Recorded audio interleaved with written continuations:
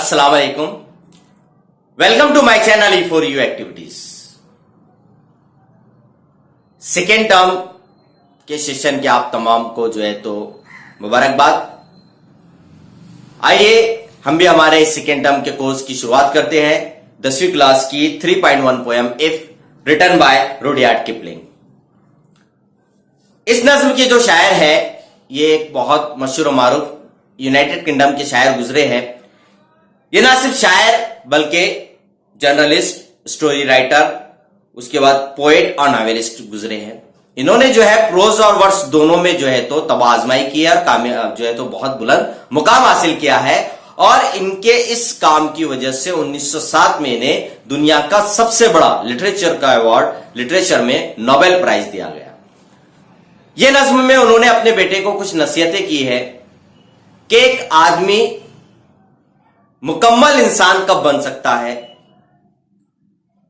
उसके मुकम्मल इंसान बनने में उसमें क्या क्या खूबियां होनी चाहिए, उन खूबियों पर जो है तो इस नज्म में उन्होंने रोशनी डाली है। उन्होंने अपने बेटे से कहा कि इफ अगर तुम ऐसा कर सकते हो तो तुम मुकम्मल इंसान हो, तुम कामयाब इंसान हो।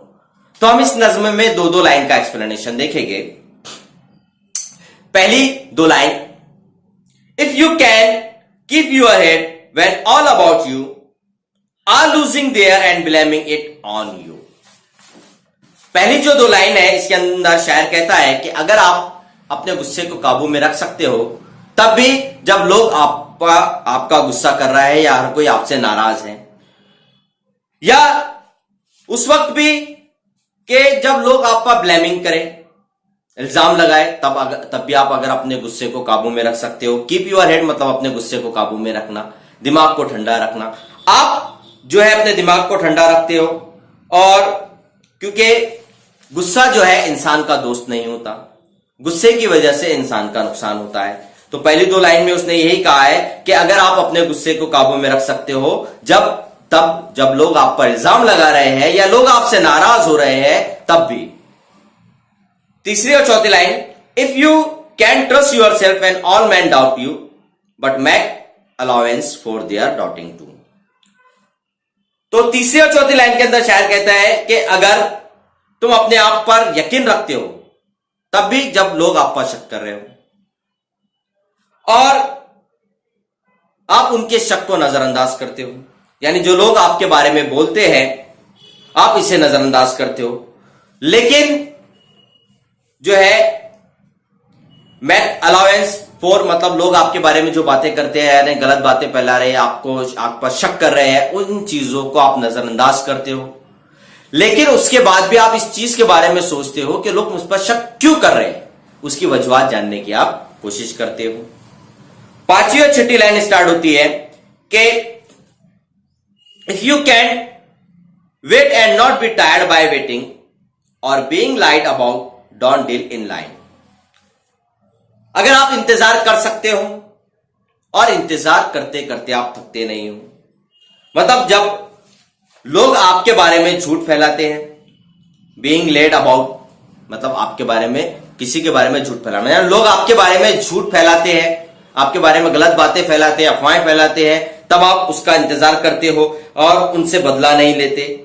आप जो है अपने आप को झूठ में नहीं फंसाते हो, मतलब लोग आपके बारे में झूठ बोल रहे हैं तो आप उसके जैसा बनने की कोशिश नहीं करते हो, मतलब आप गुस्से के अंदर इसने मुझे ये कहा है तो मैं ऐसा बन जाऊंगा, आप वैसे नहीं बनते हो, यानी अपने आप को झूठ में मुब्तला नहीं करते हो।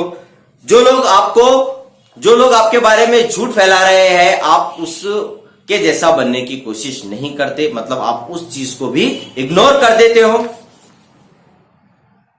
अगली सातवीं और आठवीं लाइन होती है, और being hated don't give way to hating and yet don't look too good and not talk too wiser. तो इस सातवीं और आठवीं लाइन के अंदर शायर कहता है कि अगर लोग आपसे नफरत करते हैं तब भी आप उनसे नफरत नहीं करते, मतलब आप नफरत का बदला नफरत से नहीं देते, आप उनसे मोहब्बत का बर्ताव करते हैं, यानी आपके साथ नफरत करने वालों के साथ भी आप मोहब्बत का बर्ताव करते हो, और अपने आप को दूसरों के सामने उनसे बेहतर और अक्लमंद बताने की कोशिश नहीं करते कि मैं बहुत अक्लमंद हूं, मैं इन सबसे बेहतर हूं। मतलब अगर आप ऐसा करोगे तो आपके अंदर एक गुरूर पैदा होगा, एक घमंड पैदा होगा, और लोग जो है तो आपसे दूर हो जाएंगे, लोग आपके करीब नहीं आएंगे। मतलब लोग आप में घमंड पैदा हो जाएगा, आप लोगों के सामने अपनी बड़ाई पेश करोगे, अपने आप को ज्यादा कलमन बयान करोगे तो लोग आपसे दूर हो जाएंगे। और जो है आप सबके साथ एक जैसा बर्ताव करना चाहिए। मतलब आपको ये चाहिए कि अपने आप को दूसरों से बेहतर साबित करने की कोशिश नहीं करना चाहिए, बल्कि सब लोगों को आप साथ लेकर चलने की आप में जो है सलाहियत होनी चाहिए। 9वीं और 10वीं लाइन, मतलब सेकेंड स्टैंजा की 9वीं 10वीं लाइन यहां से स्टार्ट होती है। If you can dream and not make dream your master, if you can think and not make thought your M.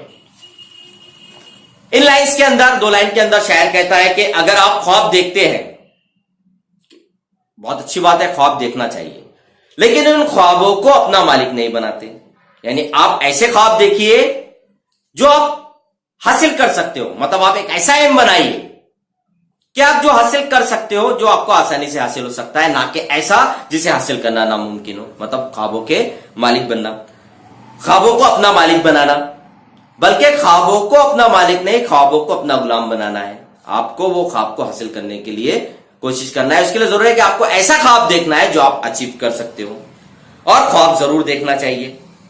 अगर आप सोचते हो और इस सोच को अपना मकसद नहीं बनाते, यानी इन लाइन्स के अंदर शायर कह रहा है कि इफ यू कैन थिंक, अगर आप सोचते हो और उस सोच को अपना मकसद नहीं बनाते, यानी आप किसी भी चीज को हासिल करने का सोचते हो मगर उसे अपना आखिरी मकसद नहीं बनाते। मतलब आपने सोचा मुझे ये काम करना है और बस मकसद, आखिरी मकसद बनाना है, मुझे किस भी हालत में करना है, और अगर वो मुकम्मल नहीं होता है, वो अचीव नहीं होता है, वो सोच मुकम्मल नहीं होती है, तो आपको मायूसी हाथ लग सकती है। यानी आप सोचिए, लेकिन उस सोच को अपना आखिरी मकसद मत बनाइए। मकसद जरूर बनाइए, लेकिन आखिरी का मुझे बस यही करना है, आखिरी मकसद मत बनाइए। तो आप अगर उसको सोचते हो और उस सोच को अपना आखिरी मकसद नहीं बनाते।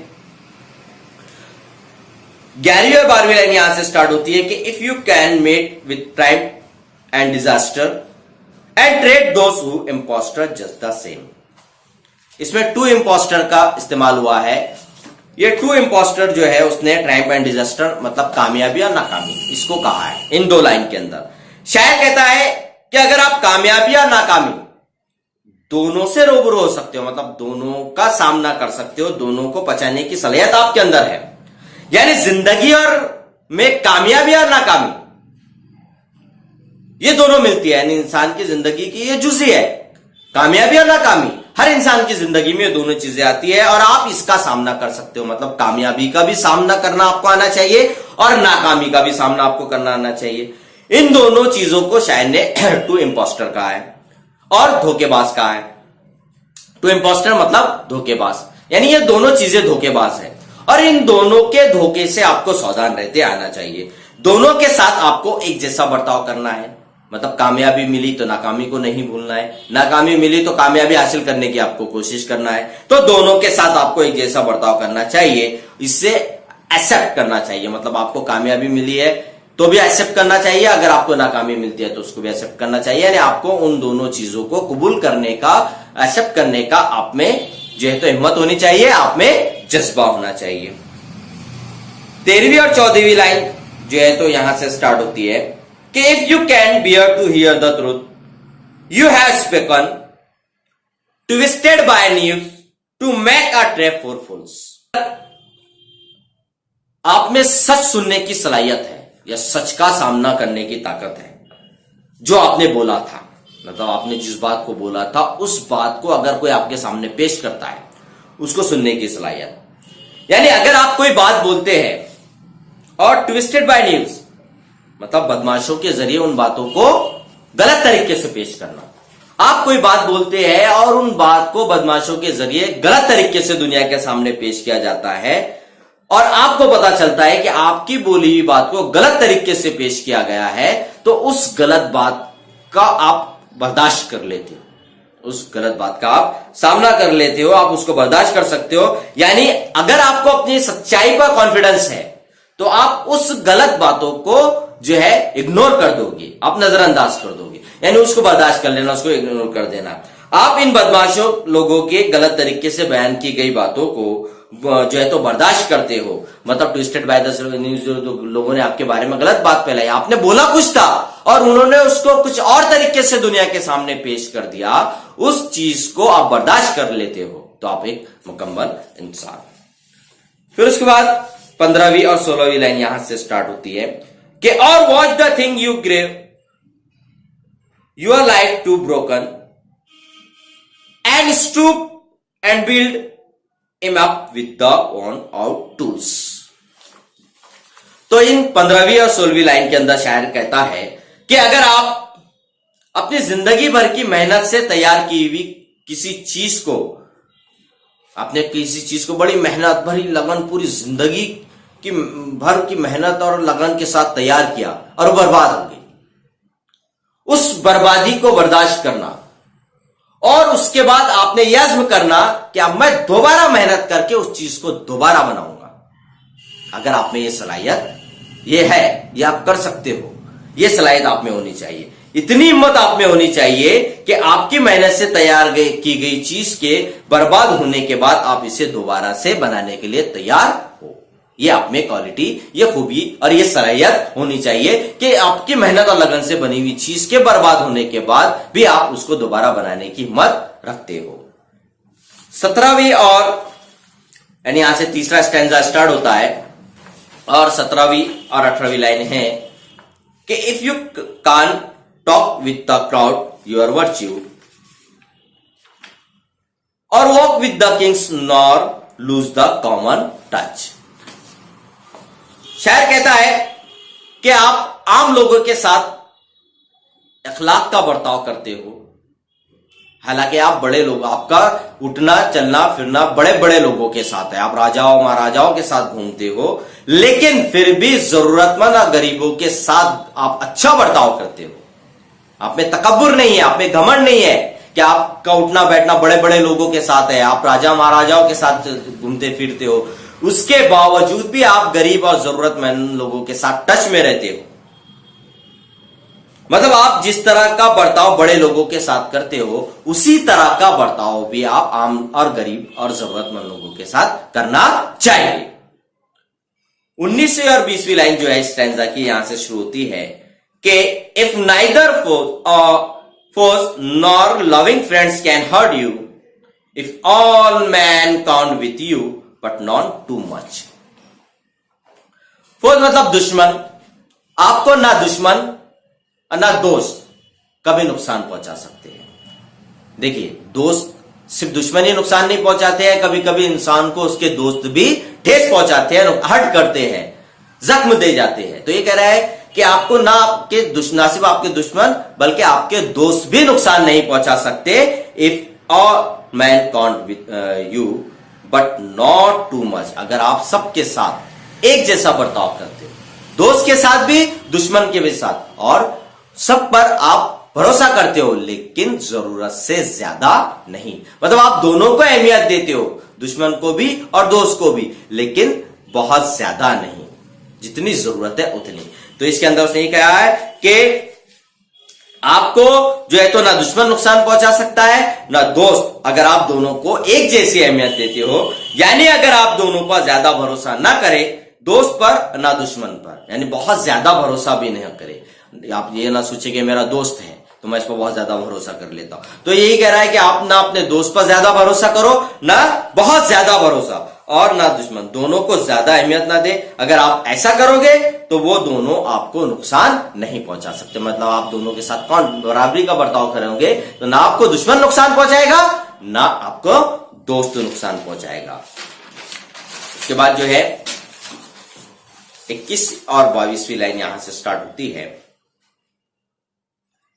If you can feel the unforgiving minute with 60 seconds worth of distance run. इस लाइन के अंदर शायर ने एक बहुत बड़ा पैगाम दिया, ना सिर्फ अपने बेटे को बल्कि दुनिया को, कि अगर आप कभी ना रुकने वाले वक्त की कदर करते हो, वक्त कीमती होता है और ये किसी के लिए नहीं रुकता, वक्त चलता रहता है। इस चलते हुए वक्त की, कभी ना रुकने वाले वक्त की अगर आप कदर करते हो और एक लम्हा भी जाया किए बिना इसका सही इस्तेमाल करते हो। यानी 60 मिनट जो है 60 सेकेंड, एक मिनट में जो 60 सेकेंड होते हैं, 60 second worth of distance run जो एक साथ होते हैं। तो ये कह रहा है कि अगर आप एक लम्हा भी जाया किए बिना उसका सही इस्तेमाल करते हो, यानी वक्त बहुत ज्यादा कीमती होता है और वो किसी का इंतजार नहीं करता, तो आप उसके एक एक सेकंड का सही इस्तेमाल अगर करते हो तो आप एक मुकम्मल इंसान हो। मतलब आप में ये सलाहियत होना चाहिए कि ये जो गुजरता हुआ वक्त है, ये गुजरते हुए वक्त के एक एक लम्हे के एक एक सेकंड की आप कदर करो और उसका सही इस्तेमाल करो, वक्त को जाए मत करो। फिर आखिरी जो 2 लाइन है इसके अंदर, yours is the earth and everything that's in it and which is more you will be a man my son. मतलब लास्ट के अंदर जो है आखिरी 2 लाइन में उन्होंने अपनी उस नज्म की नसीहत का निचोड़ बता दिया है कि अगर आप ये सब कर सकते हो तो ये दुनिया तुम्हारी है और दुनिया की हर चीज तुम्हारी है। ना सिर्फ दुनिया, अगर ये जितनी भी चीजें मैंने आपको बताया हूं, अगर ये कर सकते हो तो ये दुनिया ही नहीं बल्कि दुनिया की सारी चीजें तुम्हारी है। और इन सबसे बढ़कर तुम अगर तुम में ये तमाम खूबियां मौजूद है तो ना सिर्फ दुनिया की चीजें तुम्हारी, बल्कि इससे भी बढ़कर तुम एक मुकम्मल इंसान कहलाओगे मेरे बच्चे, मेरे बेटे। मतलब ये तमाम सलाहियतें अगर आपके अंदर होती है तो आप एक मुकम्मल इंसान बन सकते हो। यानी शायर ने इस नज्म में एक कामयाब और मुकम्मल इंसान बनने के लिए अपने बेटे को बहुत सारी नसीहतें की है और उस चीज पर उसने रोशनी डाली है। उसने कहा है कि अगर ये सारी चीजें आपके अंदर होती है तो इन तमाम चीजों की, इन तमाम सलाहियतों की वजह से जो है तो तुम एक मुकम्मल इंसान बन सकते हो।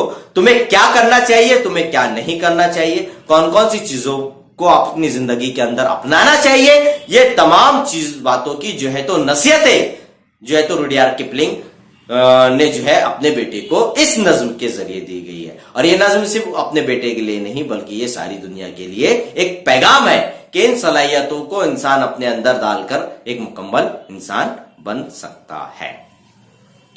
तो ये था क्लास 10F का उर्दू और हिंदी एक्सप्लेनेशन। उम्मीद करता हूं कि आपको ये जरूर पसंद आया होगा। तो आप जरूर जो है तो मुझे कमेंट्स के जरिए बताएं कि आपको ये एक्सप्लेनेशन कैसे लगा। ये नज्म थोड़ी सी जो है पेचीदा थी, इसलिए थोड़ी बहुत एक्सप्लेनेशन में मुझसे भी गलती हो सकती है, तो आप जो है तो उसे थोड़ा सा मेरी गलतियों को नजरअंदाज करें। इंशाल्लाह नेक्स्ट जो हमारा वीडियो होगा वो 2.2 से रिलेटेड होगा और 10वीं क्लास के तमाम वीडियोस हासिल करने के लिए आपको सब्सक्राइब करना है मेरा channel E4U activities. Thank you very much. E4U activities.